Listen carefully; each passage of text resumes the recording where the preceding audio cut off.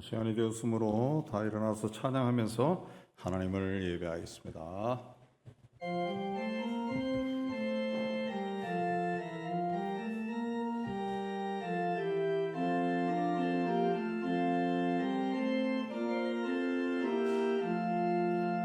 피난처에 있으니 원란을 넘어서 이리 오라.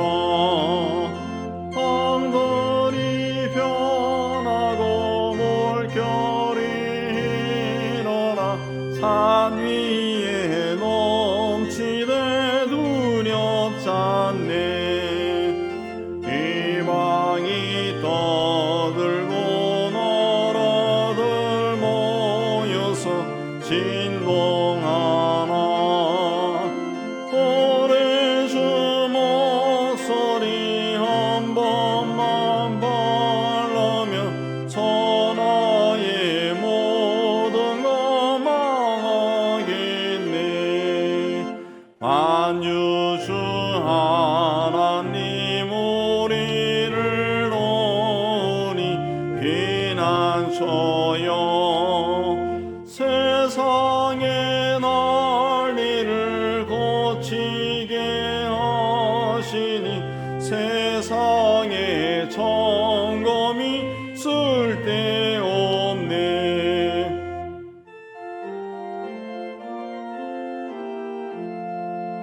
높으신 하나님 우리를 구하니 할렐루야. 괴로움이 심하고 환난이 극하나 피난처 되시는 주 하나님.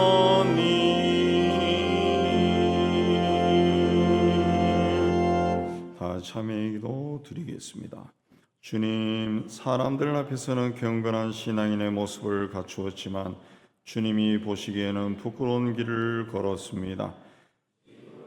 은혜를 풍성하게 받아 시간과 물질과 건강을 누리고 살면서도 감사할 줄 몰랐습니다. 날마다 부족하고 없는 것만 생각하고 아쉬움과 불편한 마음과 섭섭함을 지니고 살았습니다. 주님이 주신 것으로 세상의 복의 근원이 되지 못하였습니다. 주님의 기쁨과 자랑이 되지 못하였습니다. 주님, 우리의 부끄러운 죄를 고백하오니 사하여 주옵소서. 주머니 주님과 나만이 하는 죄를 침묵 가운데 고백합니다.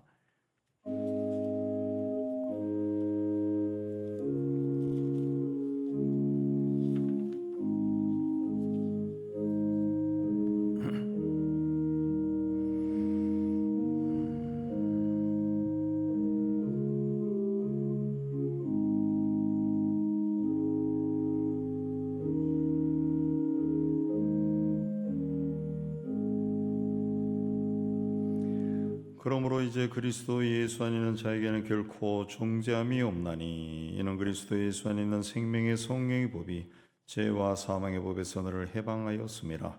말씀을 의지해서 주께서 우리 죄를 사하셨음을 선언합니다. 아멘. 신앙 고백합니다.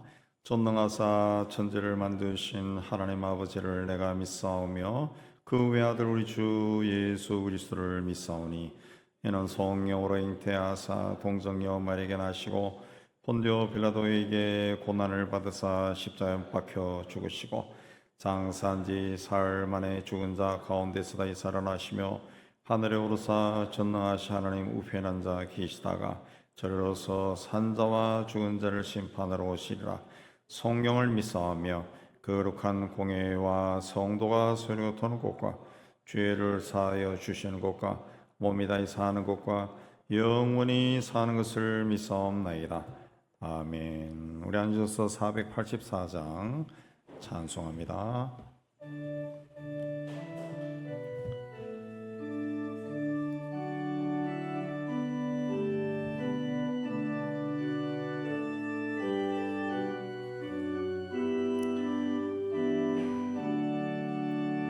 내 맘에 소여 소망되소서.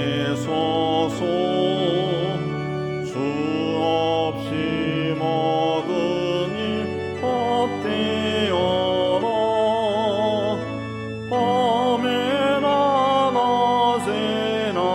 주님 생각 잘 때나 깰 때 함께 하소서. 지혜의 주여 말씀으로서 언제나 내 안에 계십소서. 주는 내 아버지 너는 아들 주 안에 내가 늘 함께하네. 세상의 영광 나 안 보여도 언제나 주님은 나의 기요. 주님만 내 몸에 계시오니 영원한 주님 참 귀하셔라.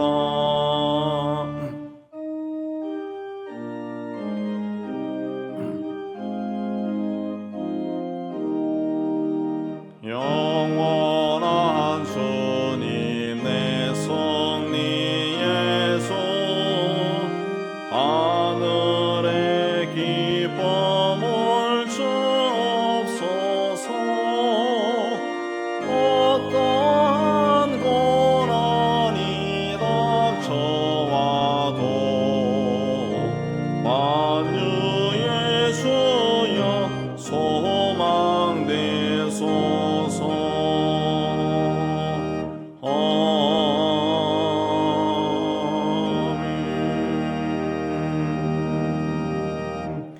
우리의 목자가 되셔서 날마다 푸른 초장 쉴만한 물가로 인도하시는 주님, 오늘도 저희를 이곳으로 인도해 주셔서 마음과 뜻과 정성을 다하여 예배에 드리게 해 주시는 데 참 감사합니다. 아직도 부족하고 연약한 양이 오니 주의 음성을 듣고 주의 인도하심을 따라 살아가는 저희가 되도록 은혜에 다하여 주시옵소서.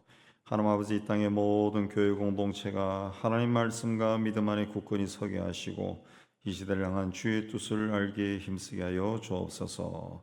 거짓되고 부패하고 불의한 세상과 타협하지 아니하고 날마다 성령의 인도하심으로 새롭게 하여 주옵소서.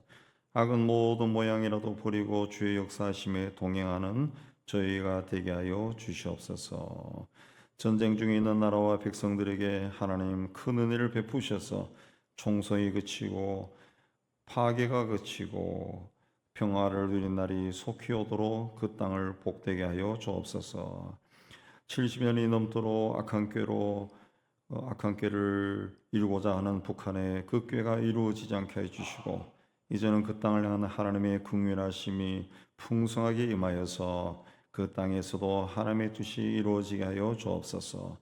땅끝까지 이르러 복음을 전하는 선교사들을 통해 복음을 듣고 구원받는 자들이 날로 늘어나고 하나님의 나라가 확장되게 하여 주시옵소서.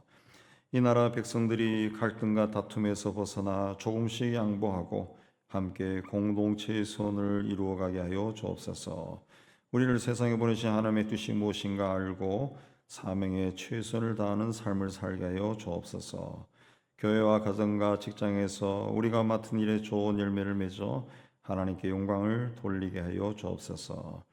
경제적으로 어려운 가정을 살펴주시고 하는 모든 일이 주 안에서 잘되고 형통케 해주시고 값싸게 병을 얻어 괴롭고 고통스러워하는 우리 성도들에게는 주께서 친히 그 아픈 곳에 손을 얹으시고 깨끗하게 치유하여 주시옵소서.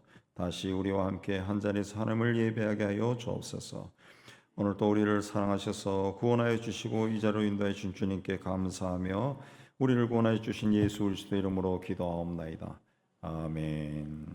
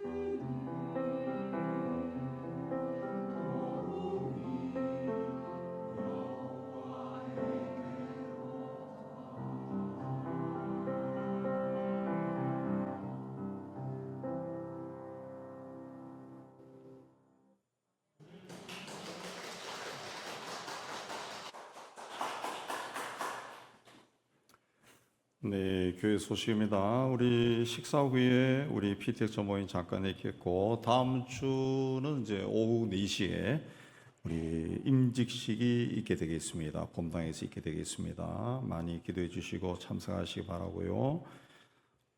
이번 주는 셋째 주여서 목장 모임이 있는데 수요 기도회 후에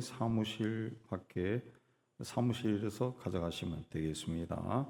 이번 주 금요일, 토요일 26일, 7일에 청년부 수련회가 영흥도에서 있게 되겠고 우리 아마 아동부는 다음 주에 달란트 잔치가 있게 될 것 있을 겁니다.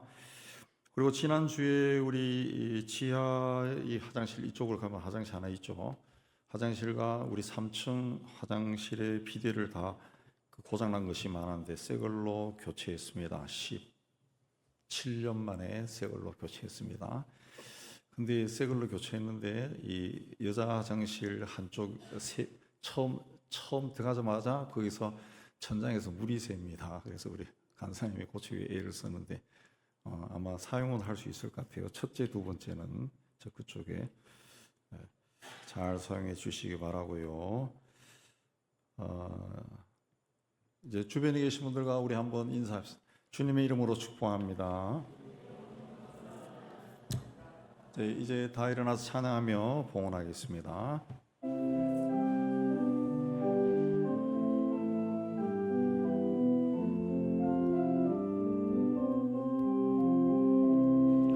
내게 있는 양육 가축에 가서와 도발 위에 입 맞추고 깨뜨립니다.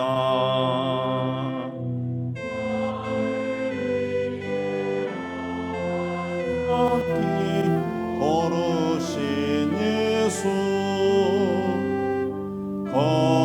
걸음마다 거신 사 새겨놓았네. 하나님 아버지, 오늘 또 저희를 이곳으로 인도해 주시고 하나님의 은혜를 기억하고 예물을 준비해서 바치게 해주시는 데 감사합니다.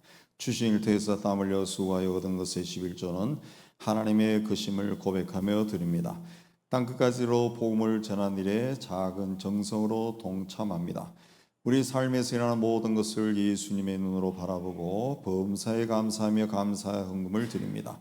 교회와 이웃과 북한을 사랑하며 사랑의 구제헌금을 주님께 헌신을 다짐하며 주일 헌금을 드립니다. 주님, 우리가 드린 모든 예물에 우리의 헌신과 신앙 고백과 기도가 있습니다. 기쁘게 거두어주시고 사용되는 곳에서 복음이 전파되고 교회가 든든히 세워져 가고 어려운 이웃들이 주 이름으로 위로받게 하여 주옵소서. 드린 성도들 기억하여 주시고 무더위 속에서 저들이 하는 모든 일들이 주 안에서 잘되고 형통하고 평안하게 하여 주옵소서.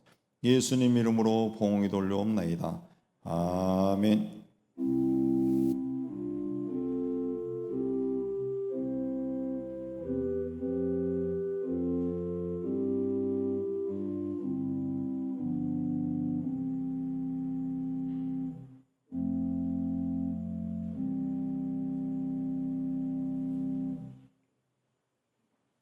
오늘 하나님이 주시는 말씀은 구약 성경 시편 130편 1절에서 8절입니다. 구약 성경 899페이지.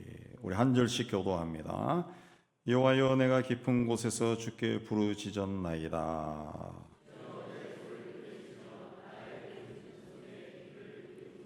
여호와여, 주께서 죄악을 지켜보실진대 주여 누가 서리이까. 나 곧 내 영혼은 여호와를 기다리며 나는 주의 말씀을 바라는 도다.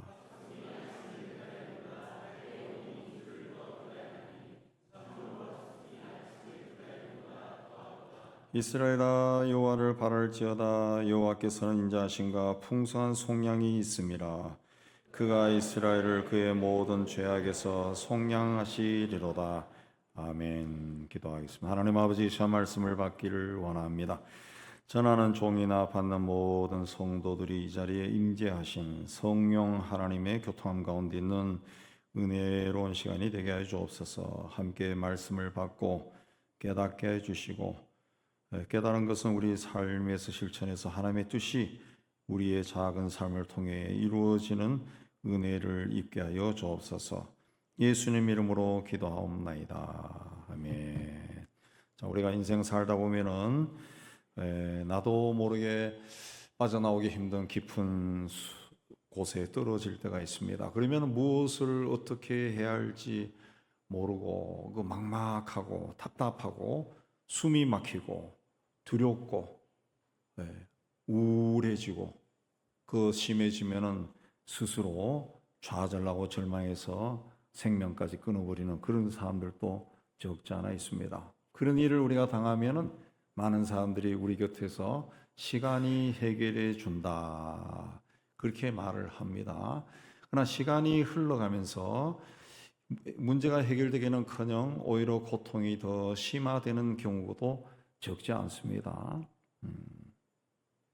빠져나오기 위해서 발버둥 치면 칠수록 늪에 빠진 것처럼 점점 더 깊은 수렁으로 빠져들어가는 경우가 있습니다. 전쟁이 일어났습니다. 갑자기 전쟁이 일어났습니다. 그 전쟁을 내가 기도한다고 해서 내가 내 힘으로 전쟁을 중지시킬 수 없습니다. 우크라이나 전쟁도 보면은 일주일이면 끝난다 했던 전쟁이 3년, 4년 계속되고 있습니다. 그 전쟁이 일어나면 가족이 죽거나 다치고 집은 부서지고 일터를 잃어버리고 생계마저 막막해지는 경우도 적지 않아 있습니다. 그래서 우리가 뉴스를 통해서는 전해지지는 않지만 아마 전쟁을 맞이한 국가에 있는 많은 백성들이 그 한 끼 식사하는 것도 굉장히 힘들어하는 사람들이 아마도 무지하게 많을 겁니다. 무지하게. 뿐만 아니라 한평생 모은 것을 한순간에 잃어버리고 벼랑 끝에 설 때도 있습니다. 또 갑자기 몸이 찌부해서 병원에 갔더니 병을 얻어서 병원비로 가진 돈 다 쓰고 병도 낫지 않고 삶이 무너지는 그런 사람도 있습니다. 억울한 일을 당했을 때는 하소연할 곳이 없어서 눈물 짓고 가슴이 답답하고 잠을 못 이루는 그런 경우도 있습니다. 오늘 말씀은 바로 그런 인생의 깊은 곳에서 드리는 기도입니다. 여호와여 내가 깊은 곳에서 주께 부르짖었나이다 그랬습니다. 젊은 시절에 강릉 쪽에 친구들하고 해수욕을 한번 간 적이 있는데 그때는 우리가 수영을 못했어요. 지금은 수영을 잘하지만 수영을 못해서 그 통해안 쪽이 보편 쪽으로 그렇습니다. 옛날에는 뭐 구조대원들도 뭐 할 바락이 있는 것도 아니고 뭐 띠가 둘러져 있는 것도 아니고 그냥 바다니까 바다에 들어가서 찰랑찰랑찰랑하고 놀다가 갑자기 발이 땅에 닿지 않는 거예요. 땅에. 동해안 쪽은 갑자기 꺾이는 곳이면 그러니까 이제 정신이 나가는 겁니다. 갑자기 막 두려우니까 몸을 물을 막 먹기 시작하고 난리가 난 거예요. 난리가. 그러니까 그 중에 이제 수영할 줄 아는 친구가 하나 있어서 물을 많이 먹은 애를 위주로 하나하나씩 꺼내가지고 다 살아났지만은 여기서 이야기하는 깊은 곳, 마막힘은 바다의 아주 깊은 곳, 도저히 살아날 수 없는 그 깊은 곳을 이야기합니다. 또 수렁이라 그래도 발이 닿지 않을 정도로 깊은 수렁을 이야기합니다. 그 시인은 이미 물이 목까지 차오른 자리, 더 이상 자기 힘으로 빠져나올 수 없는 자리에서 하나님을 부르고 있는 겁니다. 우리 민족도 이런 깊은 곳을 경험했습니다. 1550년 6월 25일 새벽 전쟁이 시작되자 하루아침에 평범한 일상이 무너져 버렸습니다. 단란한 가정에 상상하지 못한 일이 일어났습니다. 갑자기 부모가 폭탄으로 총으로 죽었습니다. 또 부모는 자식을 잃었습니다. 집은 불탔습니다. 마을은 폐허가 되고 보따리 하나씩 들고 남쪽으로 낯선 길을 걸어가야만 했습니다. 아마도 그때 많은 사람들이 살려달라고 부르짖었을 겁니다. 믿음의 사람들도 하나님 살려주세요, 도와주세요 간절히 기도했을 겁니다. 오늘 우리에게도 각자의 깊은 곳이 있습니다. 조음처럼 헤쳐나오기 힘든 경제적인 문제와 같은 깊은 곳이 있습니다. 병이나 건강의 문제도 안고 살아갑니다. 누구에게 쉽게 말하지 못하는 가정의 깊은 문제도 있습니다. 그러나 시편 130편은 그 깊은 곳에서 절망하면서 끝나지 않습니다. 깊은 곳에서 시작하지만 기다림으로 나아가고 마침내 소망으로 끝납니다. 그리고 오늘 말씀은 인생의 바닥에서 드리는 기도며 동시에 그 바닥에서 우리를 건지시는 하나님을 바라보며 소망으로 노래하는 그런 시편입니다. 자, 우리는 깊은 곳에서 무엇을 해야 되느냐? 첫째는 하나님께 부르짖어야 됩니다. 오늘 말씀에 내가 깊은 곳에서 부르짖었나이다 했는데, 이 부르짖다라고 하는 히브리어 카라타는 멀리 있는 분의 도움을 받기 위해서 목청이 터지도록 이름을 부르는 것을 뜻하는 겁니다. 목청이 터지도록 부르는 겁니다. 내가 그 위기상을 맞이해서 그래도 내 체면을 생각해서 점잖하게 말하는 것이 아니라 체면을 차릴 힘도 없이 무너지고 파괴된 마음 그대로 자기 사정을 간절하게 호소하는 부르짖음입니다. 흔히 우리가 고난을 만나면, 힘들고 어려운 일을 만나면 주변에 있는 사람들이 와서 이제 덕담을 많이 합니다. 그 중에 우리가 많이 하는 덕담이 믿음으로 이기세요, 그 이야기입니다. 자, 믿음으로 이기세요. 그럼 믿음이 약하기 때문에 고난이 오는 것이 아니죠. 그럼 믿음을 강하게 해야 돼. 믿음을 어떻게 강하게 합니까? 믿습니다 그러면 강해집니까? 믿는다고 계속 고백해야 됩니까? 믿음은 고통이 없는 척 하는 것도 아니고 눈물이 없다고 말하는 것도 아닙니다. 성경에서 말하는 믿음은 고통을 만났을 때 하나님께 부르짖는 겁니다. 하나님을 찾는 겁니다. 사람은 깊은 곳에 빠지면 대개 두 가지 반응을 보입니다. 첫째는 침묵합니다. 아파도 너무 아프면 말이 안 나옵니다. 너무 절망하면 기도가 안 나옵니다. 다른 하나는 하나님이 아닌 것에 매달리는 겁니다. 하나님께 아무리 호소해도 하나님부터 아무런 응답이 없어요. 인도함이 없어요. 그러면 하나님 아닌 다른 것을 찾습니다. 사람을 찾아다닙니다. 돈으로 해결하려고 합니다. 그것도 안 되면 술을 먹습니다. 그것도 안 되면 분노합니다. 원망합니다. 그러나 오늘 말씀은 깊은 곳에서 가장 먼저 해야 할 일은 하나님께 부르짖어라. 목청이 터지도록 하나님을 부르라 그랬습니다. 자, 이 부르짖는 것은 내가 연약하기 때문에 강한 자에게 도움을 요청하는 그런 부르짖음이 아닙니다. 여기서 말하는 부르짖음은 하나님 앞에 정직한 사람이 하는 행동이라는 거죠. 정직한 사람만이 하나님 앞에 부르짖을 수 있다는 거죠. 물에 빠졌을 때 체면을 차리기 위해서 점잖하게 살려주세요 하지 않습니다. 더 이상 깊은 곳에 빠지지 않기 위해서 손과 발을 버둥버둥거리면서 살려달라고 소리 지릅니다. 불난 집에 갇힌 사람은 남의 시선을 의식해서 점잖은 목소리로 여기 불이 났어요 살려주세요 하지 않습니다. 있는 힘을 다해서 소리를 지르고 창문을 깨고 수건을 흔들고 그렇게 하는 것이 우리의 일반적인 정서예요. 무신론자의 군인들도 전쟁터에서 총알이 빗발치듯이 쏟아지고 폭탄이 터지고 할 때는 하나님을 찾습니다. 사업이망에서 길거리로 나앉게 되었을 때 점잠 빼는 사람 하나도 없습니다. 살려주세요 그러지.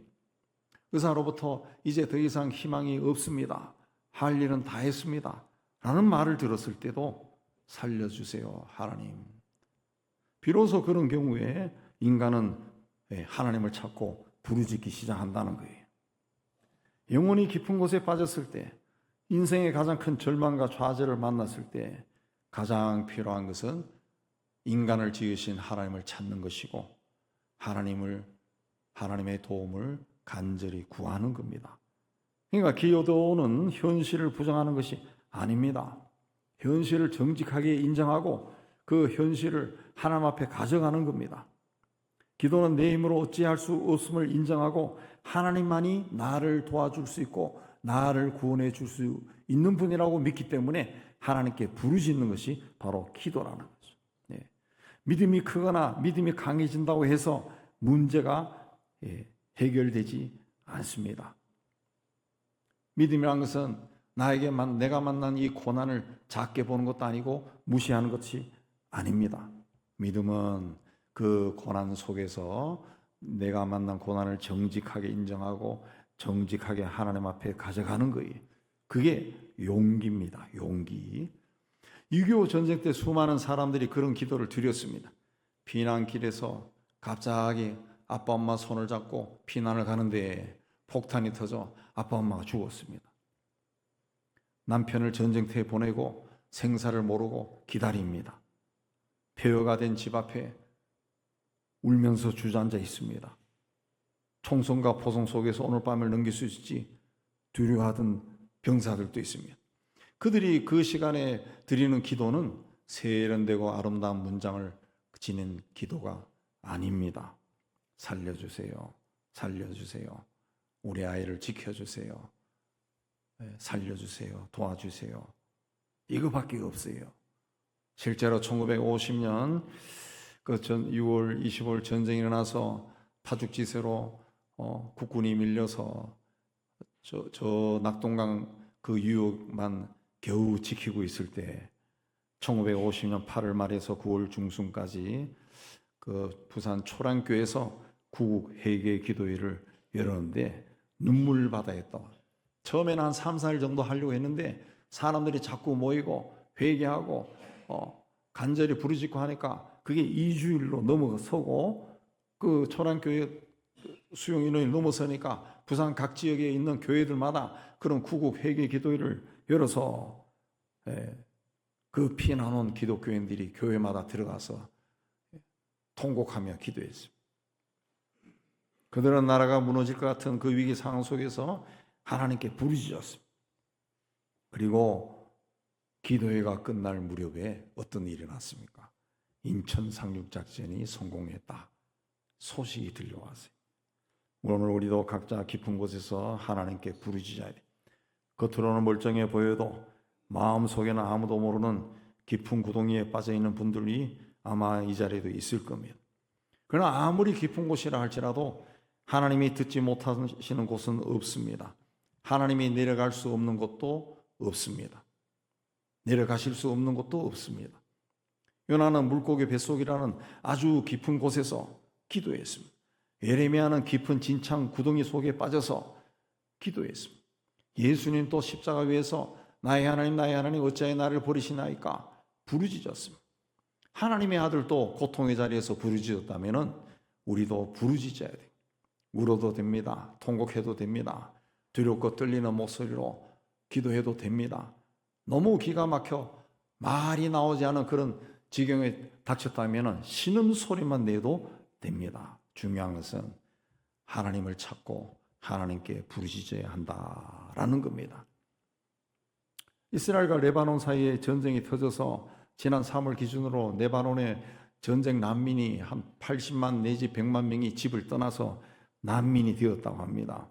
난민이 갑자기 100여만 명이 생기니까 구호단체에서 구조물자가 부족해서 가장 절박한 사람부터 돕는다.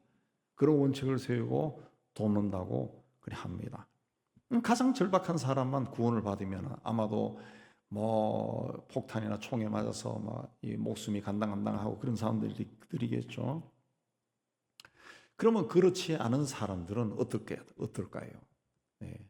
오늘날 뉴스로는 다 보도하지 않지만은 간간히 뒤쪽으로 돌아가서 뉴스를 들어보면은 전쟁이 일어난 지역, 우크라이나, 또 레바논, 이스라엘, 또 팔레스틴, 시리아, 또 심지어는 아프리카 그쪽 국가에서는 전쟁이 일어난 지역의 사람들은 식사할 게 없다는 거예요. 먹을 것이 없다는 거예요.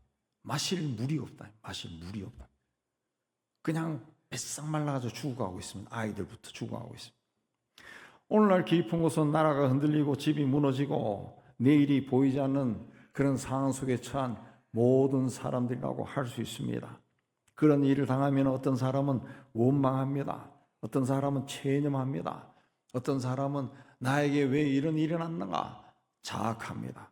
그러나 오늘 시편 130편의 사람은 하나님께 가서 부르짖었다 그랬습니다. 이것이 믿음입니다. 우리도 어떤 깊은 곳에 있는지는 알 수 없지만은 깊은 곳에 있는 모든 분들은 이 믿음을 가지고 하나님 앞에 나가 목청이 터져라 부르짖어 하나님 인도함을 받기를 주의 이름으로 축복합니다. 두 번째, 깊은 곳에서 하나님의 자비하심을 기다려야 돼요. 인간은 깊은 곳에 빠지면 처음에는 굉장히 당황하고 고통스럽고 괴롭습니다. 그런데 시간이 지나가면 자기 모습이 보입니다. 자기 모습. 깊은 곳에 빠진 이유가 무엇인가? 자꾸 생각이 나는 거예요. 물론 전쟁과 같은 정치, 경제, 사회적인 이유 때문에 내가 깊은 곳에 빠질 수가 있습니다. 나는 그렇게 하지 않았는데 이 사회 때문에, 세상 때문에, 혹은 어떤 사람 때문에 내가 내 인생의 깊은 곳에 추락할 때가 있어요. 그러나 많은 경우에는 내가 잘못하거나 내 욕심 때문에 일어나는 일이 적지 않습니다. 그런 사람을 만나지 않았더라면, 그런 환경에 처하지 않았더라면, 혹은 그런 곳에 가지 않았더라면, 혹은 그런 생각을 하지 않았더라면 최소한 지금보다 더 편한 생활을 했을 텐데 원하지 않은 일이 일어난 겁니다. 가만히 돌아보면 내 욕심이었다. 내가 죄를 지은 것. 그래서 3절에 여호와여 주께서 죄악을 지켜보실 텐데 주여 누가 서리까 그랬습니다. 여기서 죄라고 하는 그 성서의 원뜻은 하나님 앞에서 어긋난 삶이라는 거죠. 그러니까 하나님의 깊은 곳에 빠져 허우적거리는 우리의 삶과 생각과 말과 행동과 그 숨은 동기와 원인을 낱낱이 살피면은 아무도 하나님 앞에 설 사람이 없을 거다. 그런 뜻입니다. 하나님이 살피면은 내가 정직하게 내가 깊은 곳에 왜 빠졌는가? 정직하게 내 삶을 들여다보면은 하나님께 할 말이 없다는 거예요. 죄와 사망의 권세에 사로잡혀 지내는 인간은 자기 의로 하나님 앞에 설 수 없습니다. 스스로 완전한 삶을 살 수가 없어요. 오래 믿은 사람도 직분 있는 사람도 목회자라 할지라도 자기 의로 하나님 앞에 설 수가 없습니다. 그래서 오늘 말씀에 그러나 사유하심이 주께 있다 그랬습니다. 사유하심이라는 것은 용서입니다. 주님이 용서할 수 있다. 하나님은 죄를 모르는 분도 아니고 죄를 가볍게 여기는 분도 아닙니다. 우리의 죄를 다 알고 판단하시는 분이에요. 그러나 하나님은 용서하는 분이다. 이게 하나님의 자비입니다. 자비. 하나님의 자비는 죄를 대충 보고 넘어가는 자비가 아닙니다. 죄를 죄로 분명히 보시고 판단하시는 분이에요. 그러나 죄인을 버리지 않는 분이라는 거죠. 구약에 나오는 제사 제도는 이 사실을 보여줍니다. 죄인이 하나님 앞에 나갈 때 제물이 나를 대신해서 피를 흘렸습니다. 죄의 대가가 죽음이다라는 것을 보여준 겁니다. 동시에 하나님은 죄인에게 하나님께 나올 수 있는 길을 열어줬어요. 나를 대신해서 죽을 제물을 하나님 앞에 가지고 와서 바치면 된다는 거예요. 근데 이 모든 것이 그리스도의 십자가에서 완성이 된 겁니다. 예수님은 우리 죄를 대신해서 십자가에서 죽었습니다.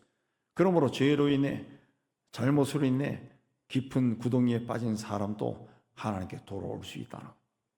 하나님이 독생자를 우리의 죄를 위해 대신 희생하셨기 때문에 그렇습니다. 근데 깊은 곳에 빠진 사람은 어떻습니까? 나는 끝났다. 내가 잘못해서 깊은 곳에 빠졌다. 그런 생각이 들 때는 더더욱이나 하나님이 나를 싫어할 거야. 내가 내 욕심 때문에, 내 잘못 때문에, 죄 때문에 이런 일이 일어났는데 이런 나를 하나님이 어떻게 다시 일으켜 줄까? 아이고 나는 끝났어. 이렇게 생각할 때가 있다는 거예요. 예. 그러나 오늘 말씀은 사유하심이 주께 있다. 그래서 우리가 우리 자신을 용서하지 못할 때도 하나님은 용서하신다는 거죠. 잘못을 깨닫고 고백할 때는 용서하신다는 거죠. 정직하게 하나님 앞에 설 때는 하나님이 용서하신다는 거죠. 우리가 이 삶을 포기하고 싶을 때도 하나님은 우리를 다시 세울 수 있습니다. 하나님의 자비가 우리의 절망보다 더 크기 때문에 그렇습니다. 그래서 사유하심이 주께 있으면 주를 경외하게 하심이니이다. 용서는 주님만이 하실 수 있는 것이므로 우리가 주님만을 경외합니다. 그 뜻이죠. 네. 내가 가만 보니까 내가 깊은 곳에 떨어진 이유가 내 죄 때문이라는 걸 결국 깨닫는 거죠. 깨닫는 거죠. 예. 근데 이 죄를 해결해야 하나님 앞에 설 수 있는데 하나님이 나를 용서해 준다는 거죠. 내가 실수를 했건 욕망으로 이 일이 일어났건 주님은 다 용서한다네. 그래서 이제는 내가 주님을 경외합니다. 그랬어요. 주님을 경외하는 사람은 주님을 기다립니다. 5절의 내 영혼은 여호와를 기다리며 나는 주의 말씀을 바라는도다. 기다림은 시간이 지나가기만을 기다리는 것이 아니라 하나님의 약속을 붙들고 말씀을 붙들고 견디는 기다림입니다. 현실은 아직 어둡습니다. 문제는 아직 해결되지 않았습니다. 그러나 하나님이 말씀하신 대로 반드시 나를 도와주시고 나를 푸른 초장 실만한 물가로 인도하실 것을 믿고 기다리는 거예요. 그 기다림을 파수꾼의 기다림에 비유했습니다. 파수꾼은 밤새 성벽 위에서 어둠과 추위와 두려움을 견딥니다. 굉장히 오래됐습니다. 제가 나이가 드니까 한 40년 전에 그 70년대에 그 최전방 철책선에 근무하면서 겨울에 밤을 새우면서 근무합니다. 2시간이지만은 쫄병이었기 때문에 고참에 안 나오면 3시간, 4시간 서요. 근데 영하 30도, 40도 내려갑니다. 굉장히 춥습니다. 여름밤은 또 굉장히 덥습니다. 또 희한하게도. 근데 아침이 오더라는 거지. 아침이 옵니다. 저 멀리서 태양이 떠오를 때 불구스름한 기운이 올라오면 마음이 굉장히 기뻐집니다. 아, 이제 들어가서 잠을 잘 수 있겠구나. 그 기쁨이 막 올라와요. 아침이 온다는 사실을 파수꾼은 안다는 거죠. 파수꾼은 기다립니다. 깊은 곳에 있는 사람에게 기다림은 쉽지 않습니다. 병원에서 검사하고 결과를 기다리는 사람이나 전쟁터에 나간 가족의 소식을 기다리는 사람이나 빛 독촉의 멈추기를 기다리는 사람이나 깨어진 관계가 회복되기를 기다리는 사람은 그 시간이 길면 길어질수록 지쳐버립니다. 그러나 오늘 말씀에서 나는 주의 말씀을 바라는 도다. 기다림의 근거가 하나님의 말씀이라는 거예요. 상황만 보면은 통장 잔고만 보면은 소망이 없습니다. 의사의 진단서만 보면은 마음이 무너집니다. 그러나 하나님의 말씀은 깊은 곳에서도 붙잡을 수 있는 밧줄이라는 것이죠. 그러므로 깊은 곳에 있는 사람에게 필요한 것은 단지 환경의 변화가 아닙니다. 물론 빚이 해결되고 병이 낫고 전쟁이 끝나고 문제가 풀리는 것도 필요합니다. 그러나 그보다 더 중요한 것은 하나님과 나와의 관계가 회복되는 겁니다. 하나님께 용서받고 치유받고 회복해서 하나님 앞에 다시 서며 나는 버려진 사람이 아니라 하나님의 자비 아래에 있는 사람이구나. 내가 실수하고 잘못해서 인생의 고통의 길을 걸어가고 있다 할지라도 하나님은 내 실수를 다 용서하시고 치유하고 회복해 주시는구나 라고 확신을 얻는 겁니다. 이 확신이 어디서 옵니까? 하나님의 말씀을 통해 온다는 거예요. 하나님의 말씀을 통해. 그러므로 고난 속에서도 성경을 읽어야 돼. 성경을 읽으라 그랬습니다. 파수꾼이 아침을 기다리듯이 우리도 하나님의 자비가 새벽처럼 임할 것을 믿고 기다려야 돼. 파수꾼이 아침을 기다리듯이 간절한 마음으로 하나님의 자비하심을 기다려서 삶의 모든 문제가 해결되는 여러분 되시기를 주의 이름으로 축복합니다. 세 번째, 깊은 곳에서 하나님께 소망을 둬야 됩니다. 1절에서 6절까지 시인은 내가 내 영혼이 그랬습니다. 그러나 7절에서는 이스라엘아 여호와를 바랄지어다 그랬습니다. 깊은 곳에서 하나님을 만나는 경험을 한 사람은 기쁩니다. 그래서 자기 혼자만 구원받은 것으로 문제가 해결된 것으로 끝나지 않습니다. 자신과 같은 고통을 겪는 사람, 절망 속에 헤매는 이웃이나 공동체에 들어가서 하나님이 나를 이렇게 건져주셨는데 여러분도 건져주실 겁니다 라고 소망을 선포한다. 하나님의 인자하심은 하나님의 변하지 않는 사랑, 끝까지 붙드시는 사랑을 이야기합니다. 우리가 흔들려도 하나님은 흔들리지 않습니다. 우리가 넘어져도 하나님은 자기 백성을 포기하지 않습니다. 우리가 깊은 곳에 빠졌을 때는 하나님은 우리를 찾아오십니다. 그리고 속량은 값을 치르고 건져내는 구원을 이해합니다. 오늘 말씀은 속량도 풍성한 속량이다. 하나님의 구원은 턱걸이를 겨우 턱걸이 하듯이 아슬아슬하게 이루어지는 것이 아닙니다. 우리의 죄와 상처와 실패와 절망을 넉넉히 덮고도 남는 풍성한 구원입니다. 풍성한 구원이에요. 깊은 곳에 빠지면은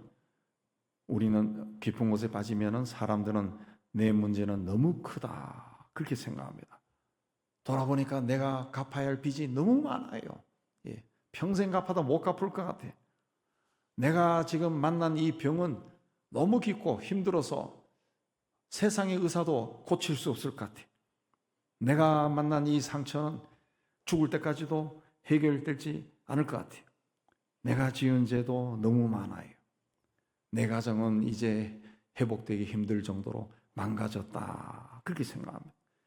그러나 오늘 말씀은 분명히 우리가 가지고 있는 그 문제보다 하나님의 속량이 더 풍성하다 그랬습니다. 더 풍성하다. 소망은 하나님이 크시기 때문에 생기는 겁니다. 하나님이 신실하기 때문에, 하나님이 풍성한 은혜를 주시는 분이기 때문에 내가 소망을 가지는 거예요. 예수께서는 우리를 죄와 사망이라는 가장 깊은 수렁에서 건져내기 위해 십자가의 깊은 곳으로 스스로 내려가셨습니다. 그리고 거기서 피를 흘리심으로 우리의 죄값을 대신 치르시고 죽음의 권세에서 우리를 건져내셨습니다. 그러므로 그리스도 안에 있는 사람에게는 깊은 곳이 끝이 아닙니다. 십자가가 있고 부활이 있기 때문에 그렇습니다. 하나님께 인자하심이 있고 풍성한 속량이 있기 때문에 그렇습니다. 6.25 전쟁 이후에 우리나라는 폐허 위에 서 있어 가족을 잃고 집을 잃고 일터를 잃고 나라의 미래까지 잃었습니다. 그 당시를 찍은 사진을 보면은 그야말로 건물이란 것이 아무것도 없을 정도로 허허벌판입니다. 네. 그때를 기억했던 그 참전 용사들이 나이가 많아서 우리나라를 방문했을 때 놀랜다 그러죠. 그 폐허 속에서 사람들은 아이들을 먹이고 무너진 집을 다시 세우고 학교를 열고 교회를 세우고 기도했습니다. 이런 일이 어떻게 일어났습니까? 우리 기독교 쪽에서 주로 생각하는 거고 맞다고 또 믿습니다만은 조선 말에 나라가 혼란스러울 때 우리나라 이 한반도에서 러시아와 중국과 일본이 싸웠습니다. 남의 나라가 우리 땅에서 싸운 거예요. 그들이 그냥 군인들이 점잖합니까? 그냥 지나가면서 다 약탈하고 죽이고 폭행하고 난리가 난 거예요. 그래서 그때 많은 주민들이 그 선교사들이 세운 교회로 십자가 있으면 다 십자가 이 밑으로 다 도망을 쳤다는 거죠.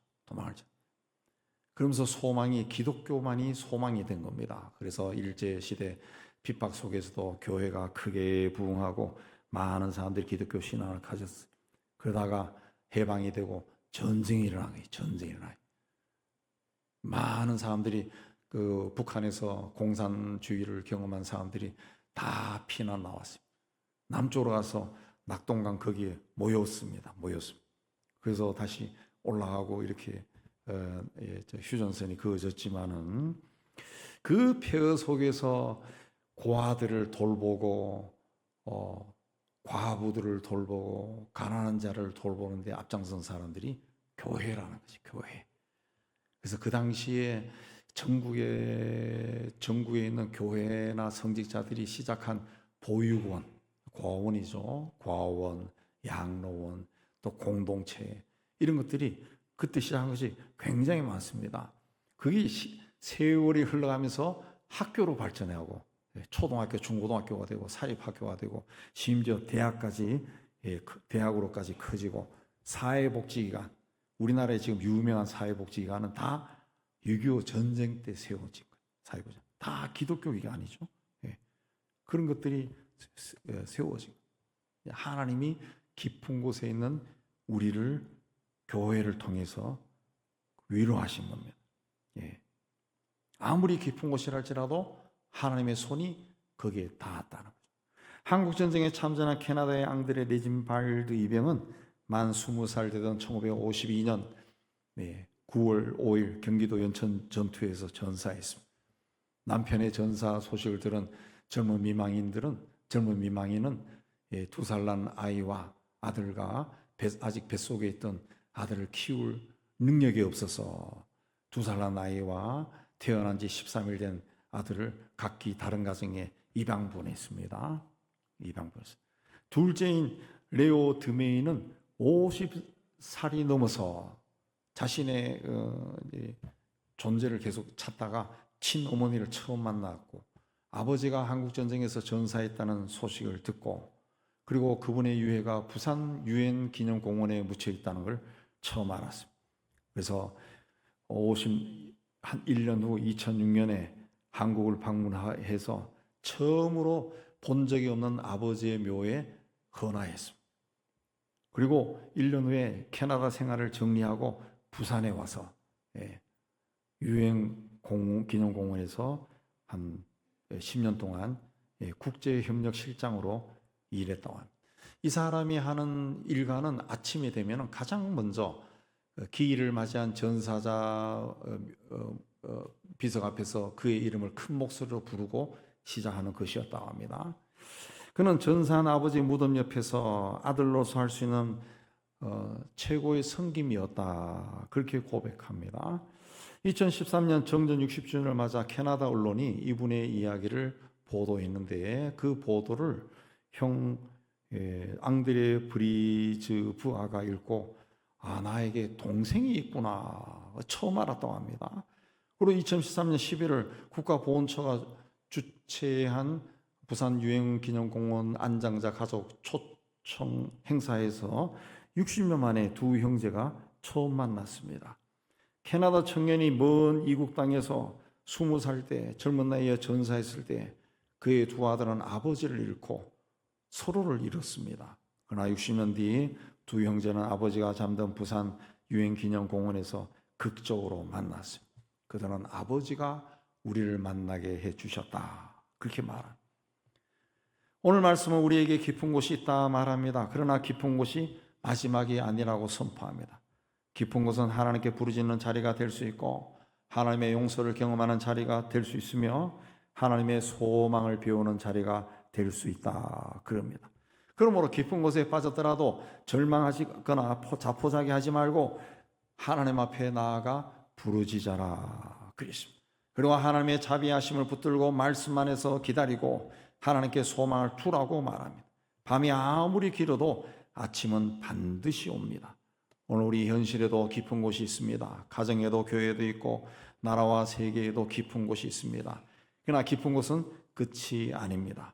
하나님께 부르짖는 사람에게는 그 깊은 곳은 은혜가 시작되는 곳이 될 수 있습니다. 전쟁의 폐허에서도, 병상의 눈물 속에서도, 경제적으로 파산한 자리에서도, 아무도 몰라주는 외로운 밤에도 하나님은 우리의 부르짖음을 들으시고 우리를 깊은 곳에서 건져주시는 분입니다. 여호와께서는 인자하심이 있고 풍성한 속량이 있다, 그랬습니다. 그러므로 깊은 곳에 빠져 있다 할지라도 좌절하거나 절망하지 말고 하나님을 부르시고 파수꾼이 아침을 기다리는 것보다 더 간절하게 하나님을 기다리시기 바랍니다. 하나님께서 어둠을 뚫고 여러분에게 새 아침을 보게 하실 겁니다. 이 은혜가 우리 모두에게 풍성하게 임하시기를 주님의 이름으로 축복합니다. 하나님 아버지, 우리의 삶이 평안하게 지내면 참 좋겠지만은 나도 모르게 깊은 곳에 빠져서 허우적거릴 때가 참 많습니다. 그러나 하나님은 우리가 그 자리에 있는 것을 이미 알고 계시고 우리를 구원하시는 분이라는 것을 말씀해 주셨습니다. 절망하지 않고 자포자기하지 않고 깊은 곳에서 목청이 터져라 하나님을 찾고 부르는 저희가 되게 해 주시고, 하나님의 말씀을 붙들고 하나님 앞에 나아가는 믿음의 사람이 다 되게 해 주시고, 전국적으로 하나님의 역사를 경험하는 저희가 다 되게 하여 주시옵소서. 예수님 이름으로 기도하옵나이다. 아멘. 363장 찬송합니다.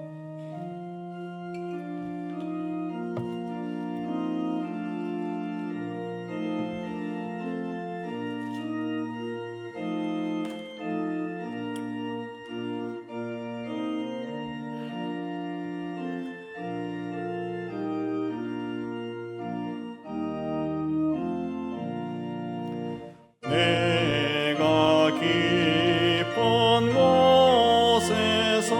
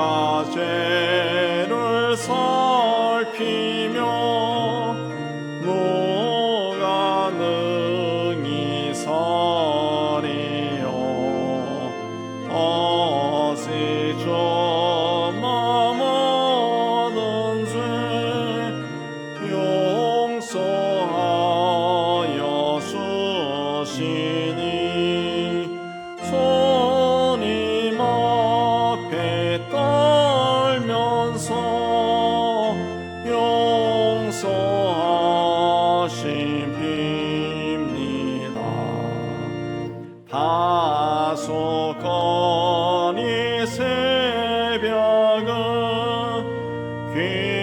기다리고 바라두 나의 영혼 주님만 간절하게 바라네. 이스라엘 백성아 주를 바라보아라.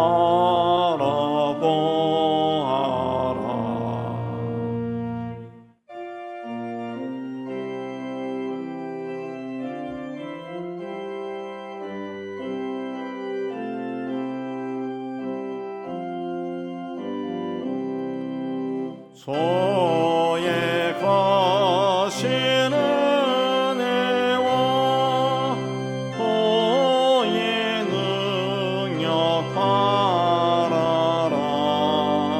주의 기쁜 은총에 우리 구원이 있으니 변함없는 선임만 믿고 기다릴지라. 오늘 예배당 떠나기 전에 받은 말씀 생각하며 하나님 앞에 헌신하겠습니다. 하나님 아버지, 오늘 또한 하나님 앞에 올라오게 해주신 데 감사합니다. 찬양하고 말씀 받고 다시 세상 속에 들어갑니다. 세상의 죄와 죄악이 아무리 크고 크다 할지라도 우리는 두려워하지 아니하고 세상을 이신 주의 능력으로 세상에 들어가 세상을 정복하고 승리하는 저희가 되게 하여 주옵소서. 임마누엘로 우리와 함께 해주심을 감사합니다. 예수님 이름으로 기도합니다. 아멘. 세상의 희망을 선포합니다. 시작. 하나님의 희망을 보리라.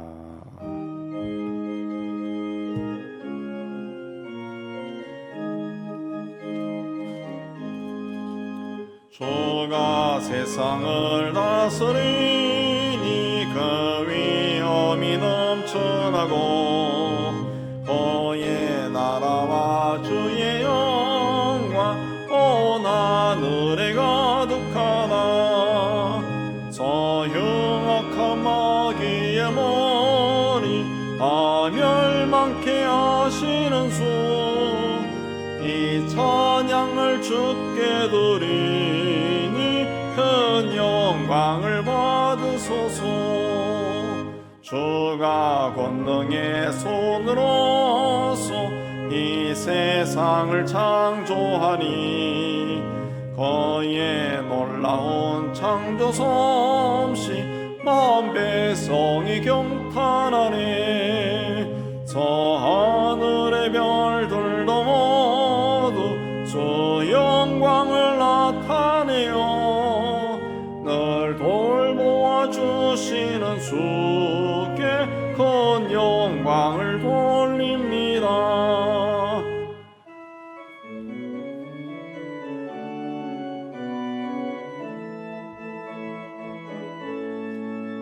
주가 세상의 피조물을 인간에게 다 맡기고 순종하라는 말씀으로 그 권위를 주셨도다. 온 땅 위에 주님의 위엄 늘 넘치며 가득하니 그 나라와 주님의 영광 온 천하에 찬란하다.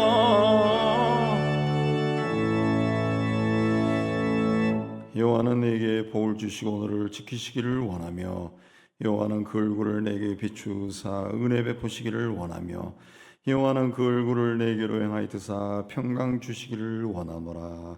이제는 우리 주 예수 그리스도의 은혜와 하나님 아버지의 사랑하심과 성령의 교통하심이 주의 몸된 교회와 세상 속으로 터지는 하나님의 자녀들 위해 이제부터 영원까지 함께 있을지어다. 아멘.